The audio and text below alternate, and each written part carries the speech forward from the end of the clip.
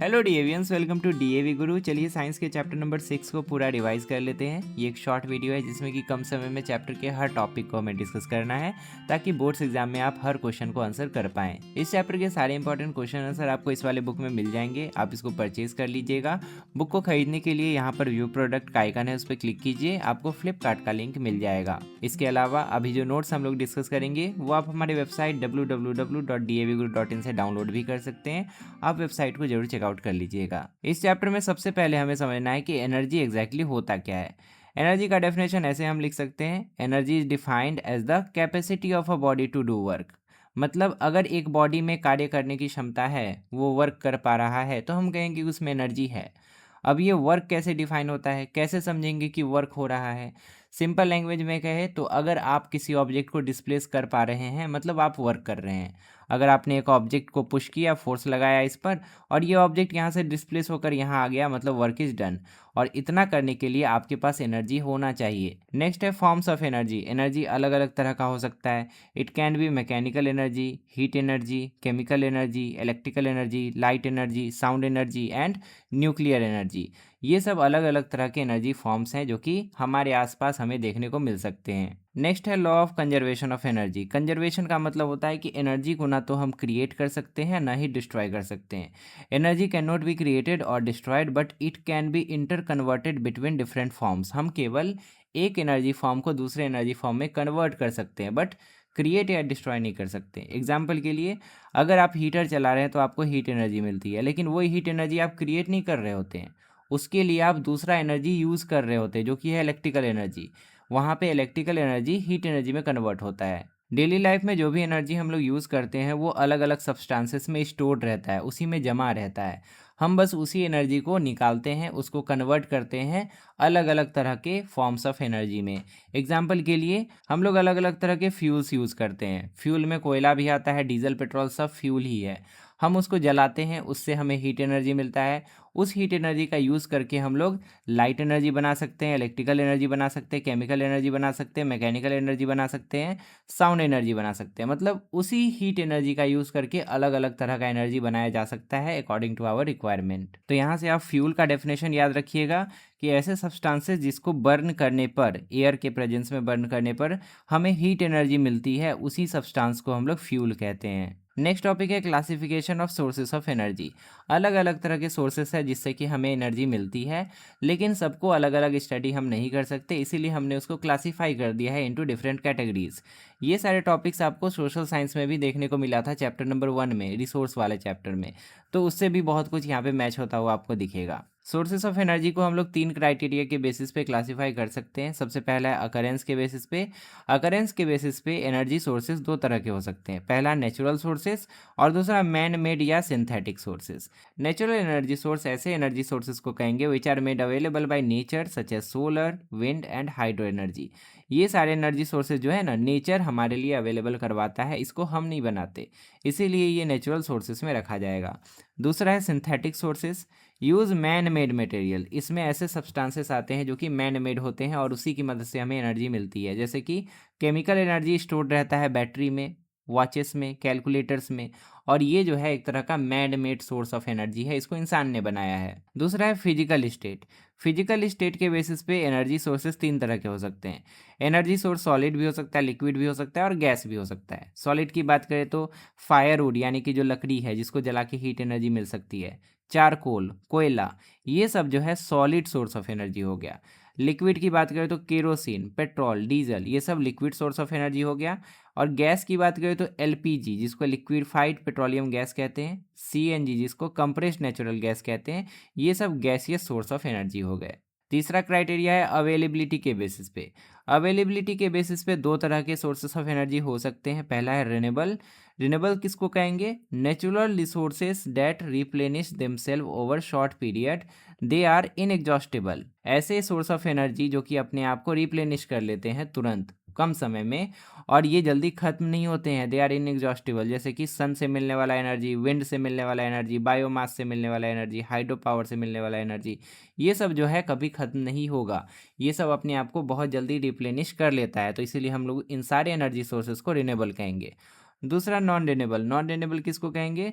Resources that get used up and can not be replaced in short time, they are inexhaustible. ऐसे resource जो कि कम समय में अपने आप को रिप्लेनिश नहीं कर सकते, उनको दोबारा से क्रिएट होने में करोड़ों अरबों साल लग सकते हैं, ऐसे सोर्सेस ऑफ एनर्जी को हम लोग नॉन रिन्यूएबल कहते हैं। ये एग्जॉस्टेबल की कैटेगरी में आता है, मतलब अगर ज़्यादा यूज़ करेंगे हम तो वो नष्ट हो जाएगा, ख़त्म हो जाएगा, डिप्लीट हो जाएगा। एग्जाम्पल हो गया फॉसिल फ्यूल्स जैसे कि कोयला, पेट्रोलियम, नेचुरल गैस। ये सब लिमिटेड क्वांटिटी में हमारे पास अवेलेबल है, अगर हम इसका यूज़ करते रहे तो ये एग्जॉस्ट हो जाएगा। नेक्स्ट टॉपिक है कैलोरीफिक वैल्यू। कैलोरीफिक वैल्यू क्या होता है, आसान भाषा में समझिए कि अगर हम किसी भी फ्यूल को 1 kg की मात्रा में जलाते हैं तो उससे जितना हीट एनर्जी हमें मिलता है वही उस फ्यूल का कैलोरीफिक वैल्यू कहलाता है। अब किसी फ्यूल को हम जलाएंगे तो ज़्यादा हीट मिलेगा, मतलब उसका कैलोरीफिक वैल्यू ज़्यादा है, और किसी फ्यूल को जलाने से कम हीट मिलेगा, मतलब उसका कैलोरीफिक वैल्यू कम है। कैलोरीफिक वैल्यू से हमें पता चलता है कि फ्यूल का क्वालिटी क्या है, वो अच्छे क्वालिटी का है या ख़राब क्वालिटी का है। It is the amount of heat obtain from unit mass of fuel when completely burned. अगर 1 kg फ्यूल हम जलाएं कम्प्लीटली तो उससे जितना हीट मिलता है वही उसका कैलोरीफिक वैल्यू होता है। जैसे कि कोयले का कैलोरीफिक वैल्यू है 30,000 किलो जूल पर केजी, लगभग अप्रॉक्सीमेटली वैल्यू हमें दिया गया है, और वुड का कैलोरीफिक वैल्यू है 20,000 किलो जूल पर केजी। अब इस कैलोरीफिक वैल्यू को देखकर आप बता सकते हैं कि कौन अच्छा फ्यूल है। अच्छा फ्यूल इन दोनों के मामले में हम देखें तो कोयला ही अच्छा फ्यूल है, क्योंकि 1 kg कोयला जलाएंगे तो ज़्यादा हीट आपको मिलेगा वुड के मुकाबले। नेक्स्ट हमें समझना है कि फॉसिल फ्यूल्स क्या होते हैं। Fossil fuels were formed over millions of years by action of heat and pressure on the remains of dead plants and animals. धरती के सरफेस के अंदर डीप डाउन बहुत सारे डेड प्लांट्स और एनिमल्स के टुकड़े दबे पड़े हैं। ये टुकड़े करोड़ों अरबों सालों तक बहुत ज़्यादा प्रेशर में रहने के कारण और बहुत ज़्यादा हीट में रहने के कारण, धरती के अंदर हीट भी प्रेजेंट है ना, इस हीट और प्रेशर के कारण ये कन्वर्ट हो चुके हैं फ्यूल में, जिससे कि हमें एनर्जी मिल सकती है, और इन्हीं फ्यूल को हम लोग फॉसिल फ्यूल कहते हैं। इसके एग्जाम्पल में हम लोग कोयला लिख सकते हैं, पेट्रोलियम लिख सकते हैं, सीएनजी लिख सकते हैं, ये सब फॉसिल फ्यूल का एग्जाम्पल है। नेक्स्ट है वुड एज अ फ्यूल। लकड़ी का इस्तेमाल भी हम लोग फ्यूल की तरह कर सकते हैं, जब उसको जलाते हैं तो हीट एनर्जी मिलती है, मतलब वो भी फ्यूल है। A major renewable resource and currently the largest source of energy. Wood को एक रिन्यूएबल रिसोर्स बोला गया है, क्यों? क्योंकि लकड़ी को अगर हम जलाते हैं तो फिर से नया प्लांट उगेगा और फिर से लकड़ी प्रोड्यूस हो जाएगी, मतलब ये एक रिन्यूएबल रिसोर्स है। इसका इस्तेमाल अभी के समय में बहुत ज़्यादा किया जाता है, बहुत अधिक मात्रा में। कहाँ कहाँ इसका यूज़ होता है? तो कुकिंग में होता है, हीटिंग में होता है, स्टीम इंजन्स में इसका इस्तेमाल होता है, टरबाइंस को घुमाने के लिए इसका इस्तेमाल किया जाता है जब बिजली को बनाया जाता है। तो इन सारे जगहों पे वुड का इस्तेमाल किया जाता है। इसका डिसएडवांटेज भी है, produces dangerous and irritating gas like carbon dioxide and carbon monoxide. Excessive use causes habitat destruction and soil erosion.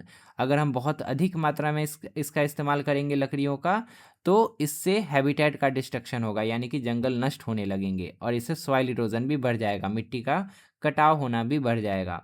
और सिंस ये कार्बन डाइऑक्साइड और कार्बन मोनोऑक्साइड जैसे हार्मफुल गैस भी बनाता है, इसीलिए हम इसको बेटर फ्यूल नहीं कहते हैं। नेक्स्ट है कोल यानी कि कोयला। इसको हम ऐसे डिफाइन कर सकते हैं, coal is a combustible black और ब्राउनिश ब्लैक सेडिमेंट्री रॉक। कोयला एक तरह का सेडिमेंट्री रॉक ही है, ये ब्लैक या ब्राउनिश ब्लैक कलर का हो सकता है, और ये कंबस्टिबल होता है, यानी कि इसमें आग लग सकती है, ये जल सकता है। ये पाया कहाँ जाता है? फाउंड डीप अंडरग्राउंड, ये जमीन के अंदर पाया जाता है, इसीलिए तो इसको सेडिमेंट्री रॉक भी कहते हैं ना। Major Indian mines are Jharkhand, Jharkhand में इसके माइंस है, बोकारो में, झरिया में, वेस्ट बंगाल में भी इसका माइन है, रानीगंज में, ओडिशा में भी इसका माइन है, और मध्य प्रदेश में भी इसका खान है। तो इन सारे जगहों से हमें कोयला मिलता है। इसका फॉर्मेशन कैसे होता है, ये बनता कैसे है? It is form through carbonisation, ये कार्बोनाइजेशन प्रोसेस के द्वारा बनता है। कार्बोनाइजेशन एक ऐसा प्रोसेस है जिसमें कि कोई भी सब्सटेंस प्योर कार्बन का रूप ले लेता है, इसी प्रोसेस को हम लोग कार्बोनाइजेशन कहते हैं। The conversion of buried plant remains into coal over geological time, ये बहुत ज़्यादा समय लेता है, और इसमें जो प्लांट और एनिमल्स के रिमेन्स है वो कोयले में कन्वर्ट हो जाता है उसका कार्बोनाइजेशन होने के बाद। नेक्स्ट है टाइप्स ऑफ कोल। कोयला मेनली 4 टाइप का होता है, पीट, लिग्नाइट, बिटुमिनस और एंथ्रासाइट। पीट सबसे बुरा क्वालिटी का कोयला माना जाता है और एंथ्रासाइट सबसे अच्छा क्वालिटी का कोयला माना जाता है।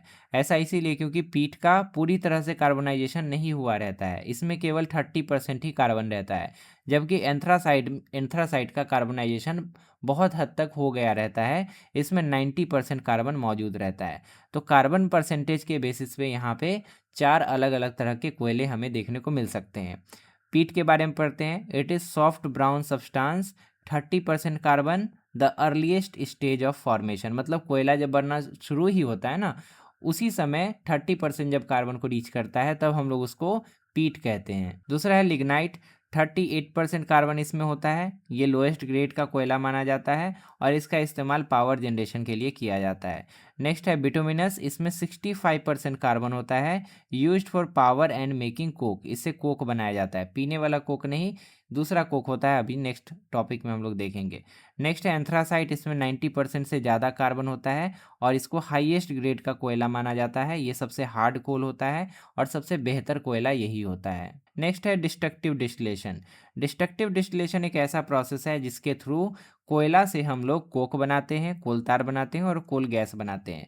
अब एग्जैक्टली यहाँ पे होता क्या है, डिस्ट्रक्टिव डिस्टिलेशन एक ऐसा प्रोसेस है जिसमें कि स्ट्रॉन्ग हीटिंग किया जाता है कोयला का, बहुत ज़्यादा गर्म किया जाता है कोयला को, और वो भी बिना एयर के प्रेजेंस में।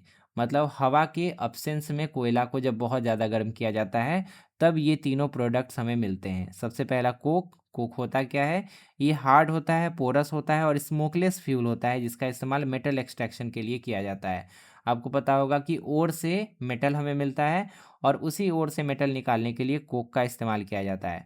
हार्ड और पोरस होने का मतलब क्या हुआ कि ये बहुत कठोर होता है, और पोरस यानी कि उसमें बहुत सारे छिद्र होते हैं इस तरह से। तो इस तरह का कोक हमें दिखता है, आप फोटो सर्च करके देख सकते हैं।